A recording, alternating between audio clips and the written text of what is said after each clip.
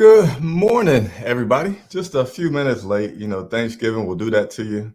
So much going on, so much going on. I hope everybody had a pretty good Thanksgiving. Did you have a pretty good Thanksgiving? Let me know how your Thanksgiving was. What was your favorite dish from this Thanksgiving that just passed? Let me know. My favorite dish from this past weekend was some collard greens. I mean, we had lots of other stuff, but the collard greens were pretty special. Nevertheless, let's go ahead and get started. Chris Jenkins, credentialed member of the media covering the Carolina Panthers for Charlotte Vibe. I want to welcome you to the pregame show as today the Carolina Panthers take on the Miami Dolphins. So you know what this pregame show is about. It's interactive for a reason. Any questions that you all have about anything for this game today, just let me know, and I will do my best to answer it for you. And, my job here is just to get you ready for the game so that when you're watching it with your friends and family, you know what you're talking about. You know what's going on. So Ali Bodrick says, welcome back, Chris, and the lovely Lauren. So Lauren will not be here today. She had the holiday week off, okay? So she will be joining me back next week for all of our video stuff and pregame, postgame shows and all that stuff. But I'll let her know that you all send her your love. So I'm sure she'll appreciate that if she's having a good time with family right now. And questions are coming. I like it. So interactive show for a reason. I want your questions. I got information that I like to send out to you first to give you a little bit of, again, facts for the game. And then after I get through that, we're going to go through some of the questions here. So, but I like questions coming in from Ali, Locks, and Donna B. Locks is always getting me, but I always appreciate you tuning in. I think you always talk about what I'm drinking, so I don't know if you're gonna have something interesting to say about the drink of choice for today. But let me go ahead and get everything up, and let's go ahead and start with the transactions that we've had with this team since since Friday.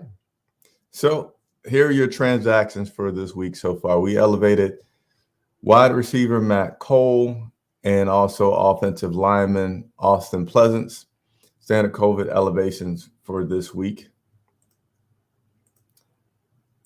So those are our elevations for this week. Last week, let's get you up to date on these teams' overall performances. Last week, the Carolina Panthers fell to the Washington football team. Final score in that game was Washington football team 27, Carolina Panthers 21. That dropped us down to a 5-6 record. We were playing against the Miami Dolphins, which has a nice 3-game winning streak coming in here. They just recently beat the New York Jets. Final score in that game was 24-17. So the Dolphins are riding a very nice momentum coming into this game after starting the season, 1-5, 1 and something. They've rattled off 3 in a row. I guess 1-7 is what they started. And now they've rattled off 3 in a row to get to that 4-7 mark. So we may have a little bit of a match today. We'll see. And by the way, my comments are just professional critiques. It's not what I want to do happen. I always want the Carolina Panthers to win. Did you know these teams have only played each other 6 times? 6 times since the Panthers came into the league in 1995, and that is the fewest times they've played any NFL team is 6 times. So today would just be the 7th matchup. And you'd like to think with so few games against each other that Carolina would lead the series, but unfortunately, we do not lead the series. The Miami Dolphins lead the series 4-2. All right, so let's go ahead and move on to the interesting facts for today's matchup. And I still see your comments coming in. I like it. Keep on sending them. I don't have a lot to tell you, but again, it's just stuff I like to share to get you prepared for the game. And be on the lookout for more graphics and more creative things coming to our live broadcast. All right, look out for that. And let's go ahead. You guys got some good questions coming. I'm going to definitely get to them. So let me get back to another screen. And actually, let's go. I don't have a screenshot for this, but interesting facts. Did you know outside linebacker Hassan Reddick has increased his sack total to 10.5? 10.5 sacks so far this season. That has allowed him to become just the 9th player in Panthers franchise history to have double digits. So again, Hassan Reddick, 10.5 sacks, making him just the 9th player in Carolina Panthers history to have double digits totals and sacks. And Hassan is also looking like a lock to go to the Pro Bowl as he is leading in his position for that in the NFC. So congratulations to Hassan Reddick on his accomplishments so far. Hopefully he'll add to that sack total today. And it certainly looks like Brian Burns is going to lose the bet with Hassan about who has to buy who a golf cart at the end of the season for leading in sacks. But that's, fun to see that friendly competition there. And got 2 more interesting facts for you again as you get ready for today's game. Did you know? All right, here you go. You ready? Did you know that Cam Newton had back-to-back games where he had a rush TD and a passing TD? And that is the first time that Cam has done that since the 2015 season. Back-to-back games with rushing and throwing for touchdowns. So hopefully we'll continue to see the return of Superman, and that could be nothing but great news for our offense, because coming up, I'm going to share with you our top 10 offensive rankings. And yeah, we could definitely use a boost in that area. Last but not least, and this is again related to the offense, another interesting fact for you is that the Panthers averaged 6.1 yards per rush last week versus the Washington football team, the highest for a single game this year. So offensive line has had some problems. Seems like we found definitely judging by last week, we found a solution. Today will be the true test, because you can luck out and do something once, but if you do it twice, 3 times, and that becomes part of what your team is now. So hopefully that new identity of being able to rush the ball will continue, and defense to show up today. We just need both offense and defense to show up today. I know I'm jumping a little bit ahead of myself because you all have questions about that, but hopefully we'll see both of those in sync today, resulting in a Carolina Panthers victory for us. Good. Some more comments coming. I like them. So let me go ahead and continue going through some facts for you all so I can then get into answering those questions that you have. All right. So top 10 rankings. I like to do this each and every week to let you know where the offense stands overall in the NFL and let you know where the defense stands. Unfortunately, for the 7th consecutive week, we do not have any top 10 rankings on the offensive side, but we still kind of flirting getting into that top 10 in our rushing yards per game. I think right now we're at 14th. Again, with Christian being back, with Cam being out there, we have an opportunity for that to increase. But most importantly, we want a W. Statistics doesn't matter, but just like to give you that information. Now, we have a top 3 defense, so let's go over some top 10 defensive rankings that we currently have. Total yards allowed per game, we currently rank 2nd in the league with 288 yards that we're allowing per game. Not much at all. And then passing net yards per game, we are currently allowing 174, which is good enough for first. And sacks. We had 3 more sacks last week. Those 3 more sacks made us total 30, and that gives us good enough for 3rd place overall in the NFL. Got a few more because we're doing pretty good on the defensive side. So I still even have more for you to see here. Let's bring it up. 3rd down efficiency. I should have put a percent sign on there. That's 34% of the time that the defense does convert on a 3rd down. Good enough for 5th place in the league. And then points allowed per game, 20. So that's good enough for 6th place overall in the league. And last thing I'm going to get you all up to date with is our notable connection. So this is a fun fact. I always like to share what players from the other team have been on our team and vice versa, what players from our team. Michael Pilardi, if you remember Michael Pilardi, special teams punter, he was with us for about 4 years, I believe it was, 5 seasons actually, that he spent with the Carolina Panthers. He is the punter for the Miami Dolphins. And then our cornerback, Rashawn Melvin, he also had previous time on the Dolphins roster in 2014. So since I see some questions here, I'm going to wrap up. Those are all the interesting facts, top 10 rankings, notable connections, and all that stuff that I have for you guys. And let me go ahead and get into the questions. Actually, I'm going to do one more thing before I get into the questions. Actually, give me just 1 second to dial this up.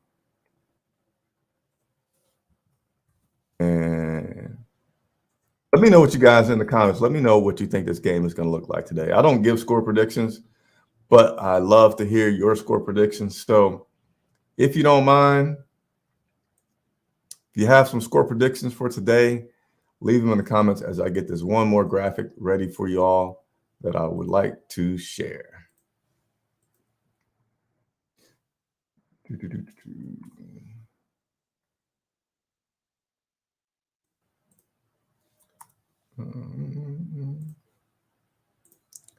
Almost ready to share. So hopefully you all are leaving me your score predictions. And then I also invite you to join me on Twitter during the game. So on Twitter during the game is where you can follow me, where I'll keep you up to date on all the injuries and information that you really can't get from the broadcast that I like to share. Let's go ahead and go over the inactive list today. We got quarterback Matt Barkley. We have safety Kenny Robinson. We have this guy that I just talked about here, cornerback Rashawn Melvin. He is inactive today. Linebacker Kamal Martin is inactive today. John Miller, guard, is inactive today. Tight end Colin Thompson is inactive. And wide receiver Terrace Marshall Jr. is inactive today. Pretty interesting. So let me get myself back on the screen here. So yeah, so you know what that means? That means wide receiver Shi Smith is active today. And I say that because he's one of the people that I've had a chance to interview one-on-one. Been kind of curious if he's been having a setback or underperforming, because early on in the season, it seemed like he was a guy that they would really want to get onto the field. And I forget that game, but we had a lot of wide receivers out due to concussion, and he was going to be the third guy up. But then you had the elevation, and basically he didn't get that many plays. And we also had the elevation today with the wide receiver. What's his name? Let me see if I can quickly find that from our practice squad. So he's active today. So I don't know. Maybe this is just the team trying to do different things to make sure that we get the best wide receivers out there. But interesting enough, Shi Smith is active today, which is a cool thing. So let's go ahead and get to these comments, all right? Because that's why we go live, to get to these comments and talk to you guys. So give me just a few screen clicks to get back to there. Here we go. First one of the day. What do you think the Panthers are going to do the quarterback duel today? As in, do I think Carolina will let PJ Walker play today? I don't feel like he has that much of an opportunity to play today. I'll be pretty surprised, because last week I definitely thought that PJ would be able to have some splits with Cam, especially since Cam doesn't know the full playbook yet. And again, just to give Cam an opportunity to not have so much pressure, everything thrown on him that he may just not be that fluent with. So with that not happening last week, certainly this team wants to win this week. And if Cam is doing as solid as he was doing last week, no, I do not see PJ Walker taking the field today. And it looks like Locks Main agrees. And Donna says, will defense hold up today? So since the game ended last week, after the Washington football team, Hassan Reddick was talking to the media and made this comment about, hey, we got to stop this buddy on a leadership. Everybody needs to get on everybody. Everybody needs to challenge everybody. And leadership needs to prevail a little bit more on this defensive side. And people need to do their job. So it was a lot of talk on the defensive side about, hey, we got to get it together. So all week long, coaches and players echo that they have been doing that. They've been calling, when they watch film, the player will call out his mistakes during that film session to take accountability for it. And everybody's just kind of been, manning up to their mistakes and trying to come together as a team. So I really feel like we should not see the same defensive performance that we saw last week. And it's actually good that you heard all the chatter that you did this week about the defense, because that shows I mean, these guys have been a top 3 defense all season for a reason.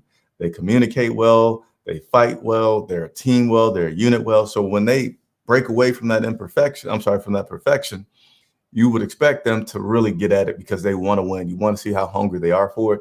So I have a lot of confidence that our defense will hold up today. Donna says PJ should at least play a quarter. No, I don't think we need to force PJ into any action today. Definitely don't see that. But just as when we got Cam, I said, let's just gradually mix the two and not rush Cam Newton to being overexposed out there. So Coach Rule said early this week, I expected that. I think everybody expects it. Miami is a team that blitzes quite a bit. And considering that, you question how much Cam knows, not saying that he doesn't know much, but you don't know how much he does know. So you want to throw a lot of stuff at him. So look for a lot of blitzes to come from Miami today just to see how Cam's going to respond to that. Only if Cam's not responding well at all, and I'm not talking about performance-wise, like is he able to shift, but if he's not calling the audibles and things like that to adapt for the blitzes, then I would say that you should expect PJ Walker to get in there a little bit more. What's up, Anthony? Do you think the Panthers are going to win today? Join me on Twitter. I'll let you guys know on Twitter about my thoughts of us winning today. I sure hope we win. I always hope, but I haven't thrown on the professional analytical hat yet to give a bold prediction. I will give the Dolphins credit for having a 3-game winning streak going to give them some oomph for today. All right, Brad, why is Coach Rule so critical of Brady Christensen when he was the highest graded lineman at his position last week? I don't have an answer for you on that one. I don't remember him being critical in so much of a negative way. I thought there was some praise there. So, Brad, I'm sorry. I don't want to touch on that question too much because I don't feel like I am in tune with what's going on or what you may have heard with that one, but certainly appreciate you asking a question here. There you go. Go Panthers beat Miami. Only 6. I'm not sure what you're talking about there, Locks. Only 6, but I appreciate you as always. What's up, Tyrone Green? T725 says keep. You guys can say the pounding. Who gets in the Hall of Fame? Steve Smith, Sam Mills, or both? I think Sam Mills is a sensitive thing because there's so much respect for Sam Mills and Carolina and its organization and what he has meant. So I want to be very respectful when I talk about Sam Mills, who is no longer with us and who also has us with the famous mantra of keep pounding. But I'll just comment on Steve Smith, considering that, watched him play and just knowing how powerful and impactful of a guy he is. I certainly will say Steve Smith gets into the Hall of Fame. Steve Smith, yeah, that's my comment. Stand up, Chris, show off that hoodie. All right, I'll show off the hoodie, which is available. Actually, I think I took the store down. I wasn't having much purchases, so much to balance with this business. So I said, well, let me just curb it for a second. But here's a shirt, one of the shirts that you guys can get. I'll let you take a look at it. But it says, I take this team from this day forward for wins, for losses, for good coaching, for bad coaches, for superstars, for bench stars, for championships, for last place, and sickness and health, to be faithful for as long as we both shall live. So that is my Carolina Panther vows, and you should take yours too and stand by the scene. No bandwagon fans here. We ride or die with the Carolina Panthers. Appreciate you liking the hoodie. What's up, Ice? Appreciate you tuning in, hollering at us. Locks, man, when you got Cam, you better be top 10 in rushing. Yeah. So I think we were like 14th in rushing, 15th at the worst. And, Cam should help us get there because I think he had about 40 yards or so last week, and Christian's dynamic. And, as long as we take some shots, I'm not going to say down the field, but as long as we do pass the ball to keep things from just loading the box incredibly, to keep them a little honest. Obviously, we know we're going to be trying to be more of a running team, get in about 35 rushes per game. But with Cam, with Christian, it should open up some ability to move up in that rushing. Let's see. We weren't top 10 last week, but other than that, Locks, we have definitely been in top 10. Compare Terrace Marshall Jr. with Kerry Colbert. Okay. Okay. All right, here goes a prediction on the score today. Carolina 24, Miami 10 with the win. So yeah, as long as these guys don't get caught up in that great weather down there in Miami, it's some really good weather down in Miami. But these guys can't. Like basketball players, they can kind of get caught up when they're traveling from city to city and get out. It's a lot fewer. But football teams, they kind of lock these guys down. Not incredibly. I mean, they certainly give them some free time, but Locks will not do a prediction. Moni says, hope you had a good Thanksgiving. I sure did. Had my brother in town. Had all the sons around because, I got an older one, so he's not always here. And the wife. So it was pretty good times. Had some, wish I could share you guys the family photo, but maybe if I find it, I'll share with that before I get off of here. Score prediction, 31-14, Carolina Panthers over the Dolphins. I like it.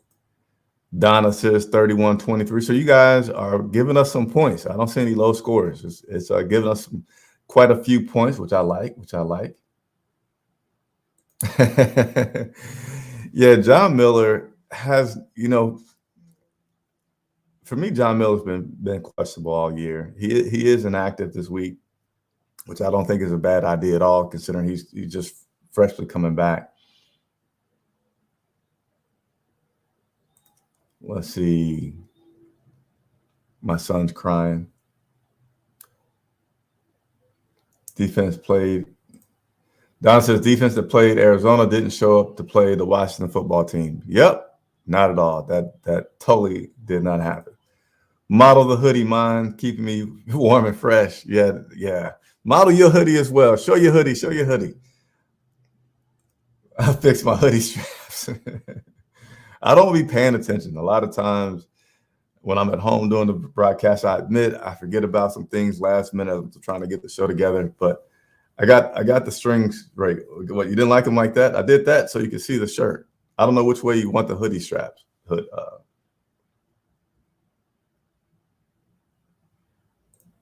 right, do you think the rule is like Rivera when it comes to playing rookies? No, I don't think that he's like that. I don't think that he's hesitant to play a rookie or wants him to learn anything. Marshall was getting a good amount of play, and heck, we drafted how many rookies that year? I don't know, it was all 6, all 8, but we drafted nothing but rookies a couple years ago. I'm sorry, we drafted nothing but defensive guys a year ago, and we had to put them in place on the defense last year. So we're a young team. It makes no sense for you to try to make rookies wait when we are one of the youngest teams in the NFL. We don't have a lot of older guys to play. So the good thing is right now this defense is pretty good. We have some guys that we're certainly going to lose to free agency, but the bulk of these guys are under contract.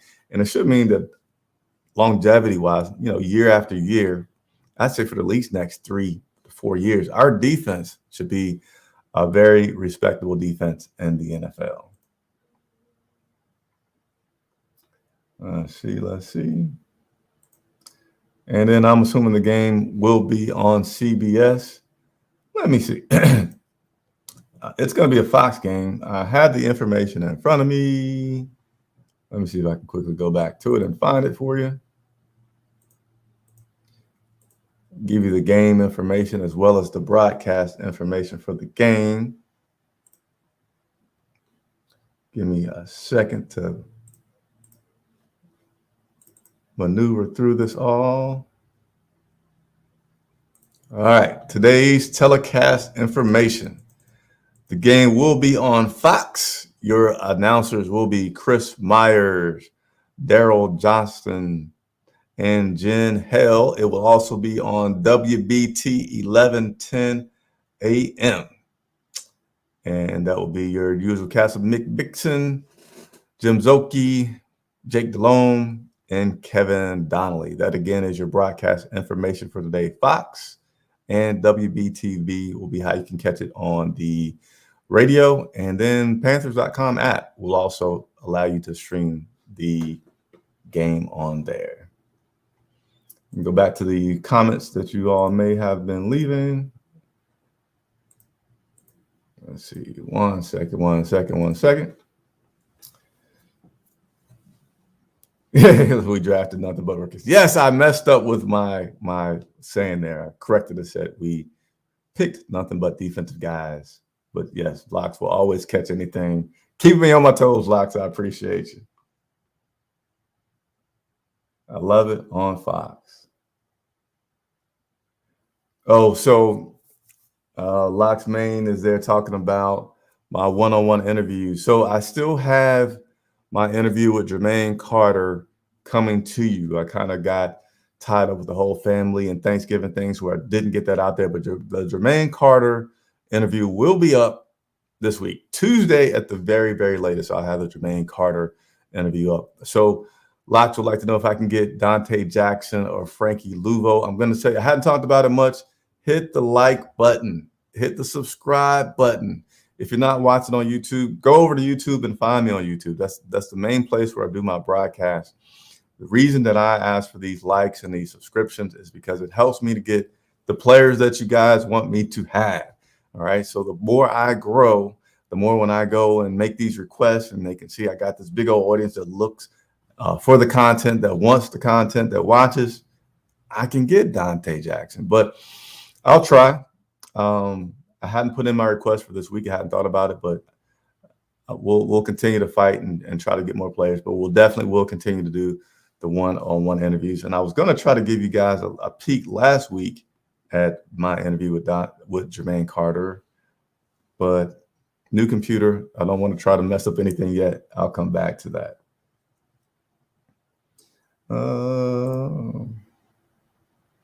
Do you think that Matt Rule will learn to make in-game adjustments? I haven't seen it so far. Yeah, so that's really going to come from the coordinators.